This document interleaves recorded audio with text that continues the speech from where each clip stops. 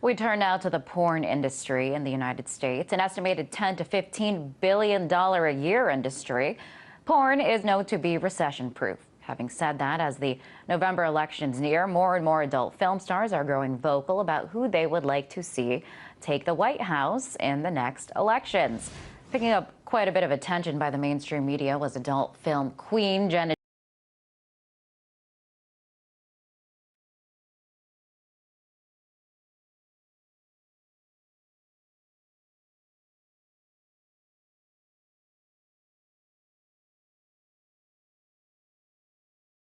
having a dramatic impact on the U.S. economy. It's no wonder so many folks within the adult film community have opinions on how it's regulated. To help us discuss this, we're joined now by Quentin Boyer, Director of Public Relations for Pink Visual. Quentin, welcome. So why are porn stars concerned about politics? What stake do they have in it? Well, I think they have the same sort of stake that every American has in it, frankly, and there's no reason why they shouldn't express their opinion. Having said that, I'm not sure that a porn star endorsement is the most sought-after form of endorsement for a presidential candidate. I don't know that the Romney campaign is going to be touting the endorsement of Jenna Jameson anytime soon. But, you know, certainly they have a right to their opinion, and our industry is fairly heavily regulated. And those regulations tend to come from the government, so we're going to be keenly interested in what they're up to. And is that something that you worry about? I mean, especially in terms of some of the attacks on porn that we've seen, mostly coming from the right, that it's in danger of becoming even more regulated. I'm not as concerned about that as I used to be, and the primary reason for that is the general public's attitude towards porn is one of greater tolerance and acceptance over time. And I think you have a harder time getting people too upset about it these days. You know, we're in the sort of post two girls, one cup world.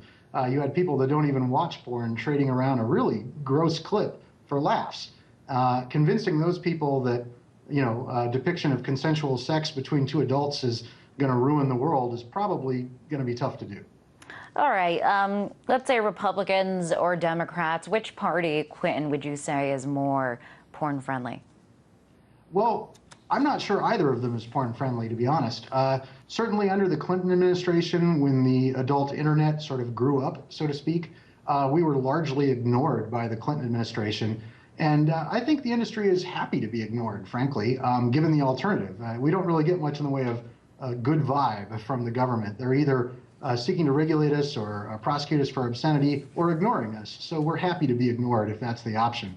I think it probably doesn't make much difference. I know Romney has talked about cracking down on porn, but it's really not as easy as all that. The First Amendment is what it is, and current case law says that it applies even to hardcore pornography. That's something morality and media doesn't agree with, but they tend to obscure the issue a bit and talk about it as though everything we do is illegal, and it's just not the case. All right, and porn is a very profitable industry. We had mentioned earlier that it's relatively recession-proof, $10 billion to $15 billion industry. Can you talk a little bit about that and, you know, the fact that porn does make a significant contribution to the economy? Well, it does. I would argue that it's actually not recession-proof, though, actually. Really? The porn industry is going through a tough time right now, and more than government regulation, what's really hurting us is piracy of adult content online. We're trying to sell things that people can get for free quite easily. That's a big threat to the industry. The industry's hurting right now, like every business is, and it's partially the economy, but it's largely the piracy, too. So certainly on top of that, we don't want a crackdown from the government. That would just make it all the more difficult and give us legal bills on top of all our other headaches to handle. But I think the idea that porn is recession-proof has turned out to be kind of false in the last 4 years. Interesting. Well, I guess who wants to pay for porn when you can get it for free, right? Exactly. And I guess you can get it for free. I'm hearing that it's pretty easy to get it for free, and so you can continue to see this as a challenge for your industry. Definitely, and probably a bigger challenge than any regulation the government's likely to come up with. All right.